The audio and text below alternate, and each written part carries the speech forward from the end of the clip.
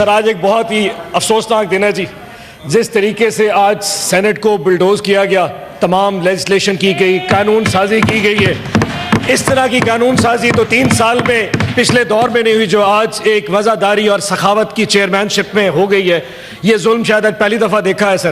اور جس طرح کا رات کی تاریکی میں کمیٹیاں بنائی گئی اور پھر چیئرمین صاحب اپنی معصوم, اب تو چلے گئے, معصومیت میں کہہ بھی بیٹھے کہ پارلیمانی لیڈر اور لیڈر آف اپوزیشن کل چائے پہ آ جائیں, تو اچانک تارڑ صاحب کے اعتراض میں نے کہا جی چائے کی دعوت کینسل ہو گئی ہے, چیزیں ویسی کی ویسی اسٹیٹس کو میں برقرار ہے. میں اس ہمت کو بھی ان کو سلام پیش کرتا ہوں سر. سر میرے 2-3 ایشوز ہیں. سب سے پہلے چیئرمین صاحب ایک آرٹیکل ہے, آرٹیکل 84, جو کہ طاقت دیتا ہے آپ کو پروڈکشن آرڈر جاری کرنے کا اعجاز چوئی صاحب کا, کسی بھی سینیٹر کا جو کہ جیل میں ہو. میری التماس ہے اس آگسٹ ہاؤس سے کہ اس آرٹیکل کو سکریپ کر دیتے ہیں سر. اس کی وجہ سر آرٹیکل کا اس کا فائدہ ہے نہ اس قانون کا کوئی, نہ ہی اس کا کبھی کوئی استعمال ہو سکا. آج یہ چیز ہے کہ سر اعجاز چوئی صاحب کو 1.5 سال کے قریب 1.25 سال سے اوپر ہو گیا ایک شریف آدمی کو, اور ہمارے اس سینٹ میں اتنی جرت نہیں ہے کہ ہم آج بجٹ سیشن میں صرف آدھے گھنٹے کے لیے اس کو بلا کے یہاں بٹھا دیتے. سر یہ وقت ایک جیسا نہیں رہے گا, وہ what goes around comes around. آج ہماری باری ہے, کل کو سب کی باری آئے گی. میں کہوں سر ہم سے, میں بات سنیں, ہم سے بھی غلطیاں ہوئی ہیں سر. میں آج بتاؤں, ہم سے ہمارے دور میں بھی غلطیاں ہوئی ہیں. جن لوگوں نے ہمیں, میں مانتا ہوں, جن لوگوں نے ہمیں اس وقت اس ایم این اے کا پروڈکشن آرڈر جاری کرنے نہیں دیا تھا, شاید وہی آج آپ کو اعجاز چودھری کا بھی پروڈکشن آرڈر جاری نہیں کرنے دیں گے. لیکن عرفان صاحب, تارڑ صاحب, آج وقت ہے کہ ضمیر کی سن لیتے ہیں, کسی اور کی نہیں سنتے. شاید یہ وقت پھر جب ہم پہ آئے گا, ہم بھی پھر ضمیر کی سنیں گے, ان کی نہیں سنیں گے. آج آپ ایک دفعہ ضمیر پہ فیصلہ کر دیجئے, تا حیات سینٹ میں کسی کی جرت نہیں ہوگی جب کوئی سینٹ یا ممبر آف دا پارلیمنٹ جیل میں ہوگا, اس کا پروڈکشن آرڈر جاری ہوگا, میں دیکھتا ہوں کس کی جرت ہے جو اس کو روکتا ہے کہ وہ اجلاس میں شرکت نہ کر سکے. کاکڑ صاحب, میں سمجھ سکتا ہوں کہ آپ کی کتنی ایک کیپیسٹی ہوگی اس معاملے پہ, بٹ کم از کم اس چیز کو یہاں اٹھانا بہت ضروری تھا. نمبر 1. نمبر 2 سر, 2 چیزیں ایسی ہوئی ہیں پچھلے 2 دن میں جو بہت تکلیف دہ ہیں. Number 1 sir, leader of the opposition Umar Younis صاحب کل سرگودا میں گئے. پورا پاکستان نے ایک تماشا دیکھا.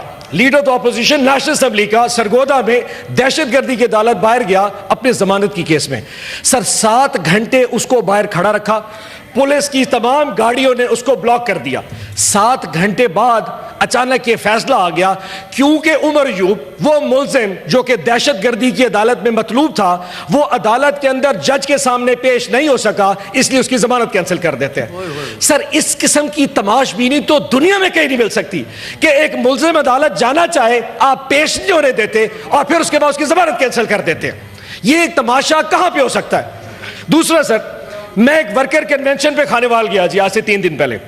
پاکستان میں سیاسی پابندیوں پہ کوئی پابندی نہیں ہے. میں وہاں گیا سر, کم از کم 1000 کے قریب پولیس اہلکار وہاں پہ باہر پوسٹ کر دیے جی کہ یہاں پہ کنونشن نہیں ہو سکتا. 4 دیواری کے اندر کنونشن تھا. میں کسی طرح گھس گیا. جب میں نے تقریر کر لی سر, تو ساری پولیس مجھے گرفتار کرنے کے لیے آ گئی کہ تم نے تقریر کیوں کیا. کیا پاکستان میں ایک میرے جیسے شہری کو تقریر کرنے کا کوئی حق نہیں؟ سینیٹر کو چھوڑ دے, میں کیوں نہیں تقریر کر سکتا؟ میں اپنی بات کیوں نہیں کر سکتا؟ مجھ پہ کس کی پابندی ہے؟ کون روک سکتا ہے مجھے؟ میں کروں گا. کتنی دفعہ گرفتار کرو گے, کتنی دفعہ مارو گے؟ وقت سب پہ آئے گا. آج ہم مار کھا رہے ہیں, کل تم سب لوگ مار کھاؤ گے. یہ نہیں ہو سکتا کہ آج ہماری باری ہو اور آپ لوگ ہنسیں گے. ایک وقت آپ پہ بھی آئے گا. آج میں درخواست کرتا ہوں, ہمارے ساتھ اس چیز میں کھڑے ہو جائیے. ہم سے غلطی ہوئی ہے, لیکن یہ غلطی آپ بھی دہرا رہے ہیں. میرے جانے کے بعد کل اس ڈیرے پہ میرا جو ایم پی ہے فیصل نیازی, اس کے ڈیرے پہ پولیس پھر گئی, اس کے ٹریکٹر اٹھا کے لے گئے. اب ٹریکٹروں کا کیا قصور ہے؟ ٹریکٹروں کے ٹائر پھاڑ دیے, ٹرانسفارمر ٹویل کے اتار کے پھینک دیے, اس کے مزدور اٹھا کے رہ گئے, اس کے جو مستاجر جس کو ٹیننٹ کہتے ہیں وہ اٹھا کے لے گئے. اس وقت 70 کے قریب پی ٹی آئی کے اہلکار گرفتار ہیں کیونکہ انہوں نے پی ٹی آئی کا ورکر کنونشن کرایا تھا. یہ کون سی جمہوریت ہے جس میں آپ کنونشن نہیں کر سکتے, تقریر نہیں کر سکتے, اپنی بات نہیں کر سکتے؟ میں کروں گا, عمران خان کا نام لوں گا, میں 1001 دفعہ عمران خان کا نام لوں گا. کب تک میری زبان بند کریں گے؟ نہیں کہوں گا وہ بانی پی ٹی آئی ہے, اس کا نام عمران خان ہے اور وہ پاکستان کی جان ہے. کاٹ کے دکھاؤ کتنا P T I beep beep beep کر رہا ہوگا. عمران خان اس پاکستان کی ایک پہچان ہے. اب یہ بات جو کر رہا ہوں اس میں پھر تکلیف ہوگی سر. ڈیفیمیشن کا لا پاس کیا انہوں نے پنجاب نے. اصل جو چیز دیکھنے کی ہے, نون لیگ تو چلے بری ہے, ہم ہر وقت کہتے رہتے ہیں, پاکستان پیپلز پارٹی بھی اس میں پوری سہولت کار ہے اس جمہوریت کے گندے نظام کو چلانے میں.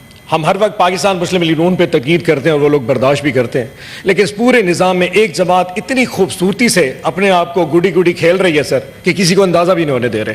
اور میں سمجھتا ہوں اس میں ان کی سہولت کاری سب سے زیادہ خطرناک ہے. ڈیفیمیشن کا لا پنجاب میں آیا تو پیپلز پارٹی نے کہا کہ جی ہمارے اس لا سے تعلق نہیں. جو ان کے وہاں پہ لیڈر آف دا ہاؤس ہیں یا جو پارلیمانی لیڈر ہیں انہوں نے کہا جی پاکستان پیپلز پارٹی اس کو ڈیفینڈ نہیں کرے گی. قانون وہاں پہ نون لیگ نے پاس کروا دیا. جس دن پاس کروایا گورنر سے سائن کروانا تھا. اتنی کمال خوبصورتی سے پاکستان پیپلز پارٹی نے اپنے گورنر کو دبئی چھٹی کے لیے بھیج دیا, اور مجھے یقین ہے اس کے ٹکٹ کے پیسے پاکستان مسلم لیگ نون نے ادا کیے ہوں گے. وہاں 5 اسٹار میں ہوٹل کی اسٹے کری ہے.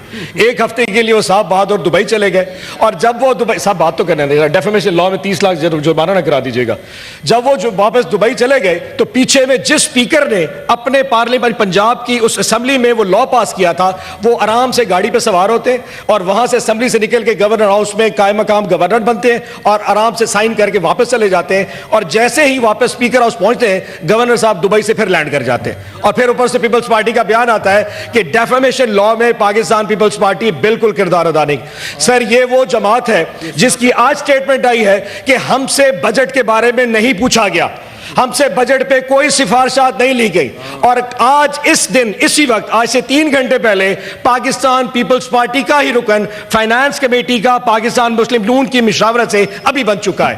یہ کس قسم کی منافقت ہے, یہ میری سوچ سے باہر ہے.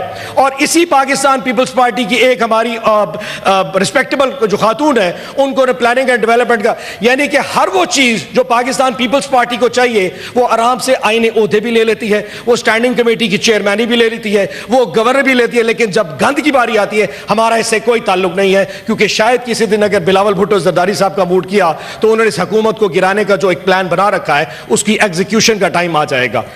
آخری چیز ہے جو بہت امپورٹنٹ ہے سر, 3 ججز 3 لوگوں کا فیصلہ اسلام آباد ہائی کورٹ میں ہونے والا تھا, اور فیصلہ بالکل مکمل ہو چکا تھا کہ پاکستان پیپلز تحریک انصاف کے 3 ایم این ایز جو کہ الیکشن فارم 45 پہ جیت چکے تھے 8 فروری کو, ان کا فیصلہ 2 مہینے ٹریبیونل سلطہ رہ گیا.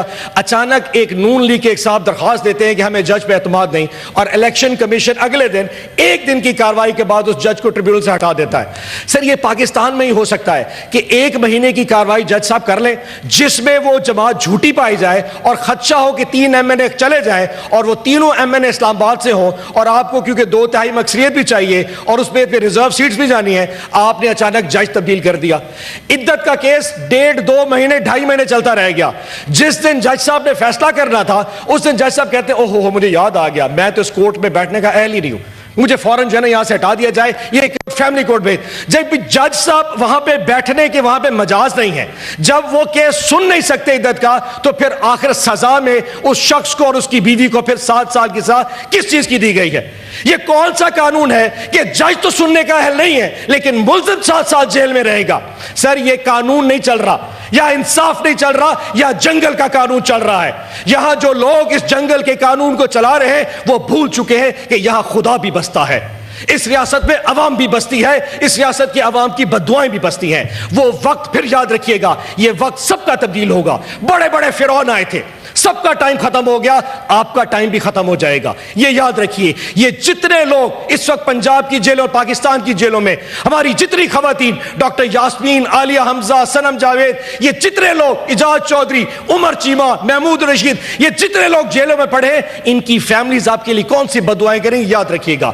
اگر آپ اپنی تکلیفوں کو روتے ہیں تو ہماری تکلیف کو بتائیے. جب ہمیں یہ دیکھ کے 9 مئی کر کے ڈرایا جاتا ہے, ہمیں سب سمجھ لگتی ہے آخر کب تک یہ پاکستان اس کے پیچھے چھپتا رہے گا. جناب اسپیکر, آخری بات